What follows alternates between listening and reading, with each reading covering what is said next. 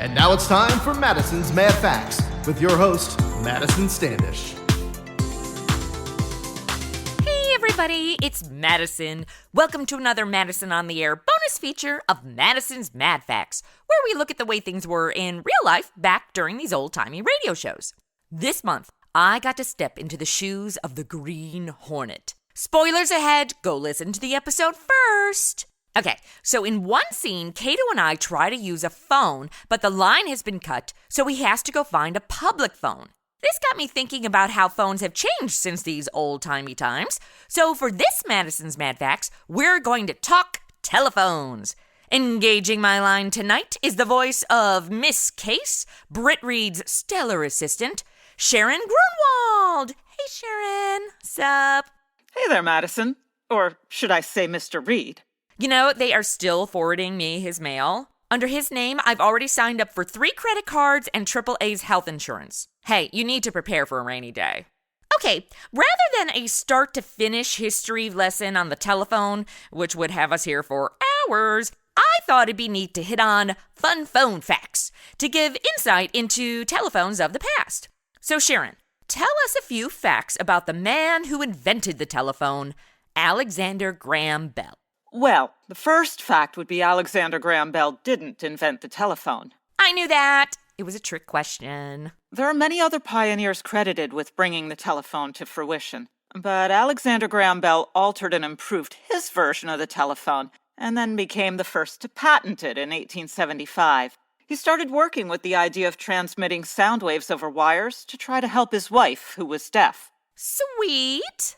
Okay, I find the shape of telephones an interesting evolution. What was so important about the Model 102 telephone? Well, from the late 1800s through the 1940s, the most widely used type of phone was the candlestick phone. You can catch glimpses of it in period movies or even films of early Hollywood, like It's a Wonderful Life. The style features a mouthpiece, the transmitter.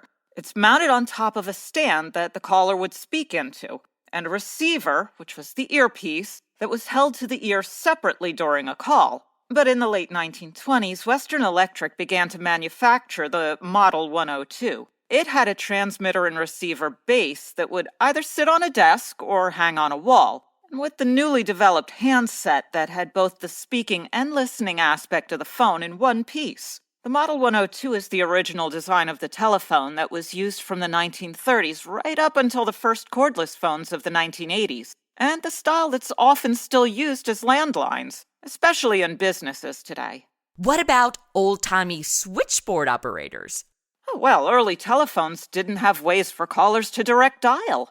There wasn't a number dial on the phone at all. Instead, the method consisted of a caller picking up their telephone receiver, which would signal an operator at the local telephone exchange that someone was requesting to make a call. The operator would plug in her rear cord or the answering cord and respond by asking, "Number, please."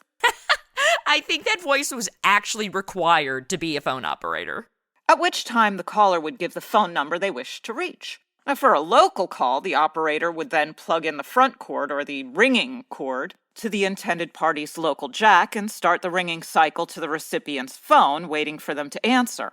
If it were a long-distance call, however, the operator would have to connect to another operator in a different telephone exchange. And depending on how far the caller was from the person he or she was trying to reach, several operators may be relayed in the process of reaching the location. In the 1920s, it took an average of 15 minutes to connect a long-distance phone call. No wonder long-distance calls were so expensive. Yeah, true. Although the way phone companies cut costs were to hire women as switchboard operators. They were considered more courteous to customers than their male counterparts, but more importantly, they also could be paid a quarter of what men would get for doing the same job. This is my I'm totally not surprised look. Yeah, well, you'll be happy to know that this led to many labor strikes throughout the decades, including one in 1919 at the New England Telephone Company. They shut down all the phones in Massachusetts, New Hampshire, Maine, Rhode Island, and Vermont for 5 days until the company gave in to the operator's demands. You go, girls! Yeah. While switchboard operators were also retained by individual businesses. There weren't any direct dialing to a particular person's office, so the incoming caller would have to go through a switchboard operator to reach the employee's personal extension. So, if early phones didn't have numbers for the caller to dial and relied totally on talking to a phone operator, when did we get phone dials with the numbers and stuff? One self-serving phone operator led to the invention of the telephone number dial and the rotary phone. Before the dials, you could only ask an operator to patch you through to the phone number you were trying to reach. In 1891, Almond Brown Stoger, a professional undertaker as well as an amateur inventor, noticed his once profitable funeral home business was suddenly dropping off. He then discovered that the local switchboard operator was the wife of his business competitor. Well, she would purposefully misdirect Mr. Stoger's calls and send his customers back to her husband instead. So, Mr. Stoger set out to create a phone system that wouldn't require a human intermediary. That's some shady stuff. Since we're talking about old-timey phone dials, long before texting, they had letters on phones. What's up with those words used in phone numbers, like in our episode of Candy Matson, Yukon 28209? What does that Yukon mean? Well, the first two letters indicated the telephone exchange or the central office. So for Candy's Yukon, you'd be focusing on the Y and the U of the word Yukon. Even spelling Yukon with the first two letters capitalized and the rest of the word in lowercase. Well, then the dialer would pick the corresponding number to those letters on the telephone dial, which in this case is 9 and 8. And that's the exchange number, 98. Then the 5 numbers that followed were the unique phone number for that individual's phone. Today, we would just say 9828209. In more populous areas where more phone numbers were needed, the exchange would use 3 letters. Think of it as an early area code. Oh, and you might be interested to know there was a Madison exchange of MA. I knew me and phones went way back. By the 1970s, the use of those exchanges had been phased out. But the letters remained on the telephone dials to make phone numbers easier to remember, especially for business who would buy special numbers that spelled out words, like 1-800-PAINTER. Okay, what about party lines? Sounds like a good time, but... Well, as a telephone customer, you're known as a subscriber. From the beginning of telephone, subscribers could pay an extra fee to upgrade to an individual phone line. But having a direct phone line to your home was pretty expensive, especially in sparsely populated areas. So, starting back in the 1800s, it was common to be on a party line. Several subscribers would all be connected on one telephone loop. Well, during World War II, as the need for more phone lines grew, but rationing was in place, party lines were the best way to meet demand. The price was right, but there was no way to have private conversations. Plus, with only one household being able to use the phone at a time, it really wasn't convenient for urgent calls. And it could be a headache trying to get access in an unengaged line. Many cities tried to put limits on calls to 5 minutes each to curb the problem. It wasn't until as recently as the 1980s that technology had changed enough to finally end the era of party lines.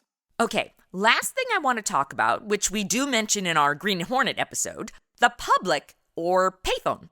Well, in the United States, payphones were first introduced as early as 1880. The phone was located in a building, and the caller would directly pay an attendant for use of the telephone. In 1889, coin-pay telephones were created. They used a system where the caller would pay after completing the call. The first outdoor telephone booths were installed in 1905, and by 1925, 20 years later, there were 25,000 phone booths in New York City alone. Well, by then, the coin pay was designed to take payment before the call began. Payphones would accept your nickels, dimes, and quarters, each different coin triggering the phone internally to tally up the amount paid. But phone booths were expensive. By 1960, full-sized phone booths began being phased out in favor of the less expensive, unenclosed telephone stands. And then, at the breakup of the Bell monopoly during the early 1980s, independent phone companies began installing their own public phone stands. And although the need for payphones has been reduced thanks to our modern mobile cell phones, at least 100,000 payphones are still in operation in the U.S. today.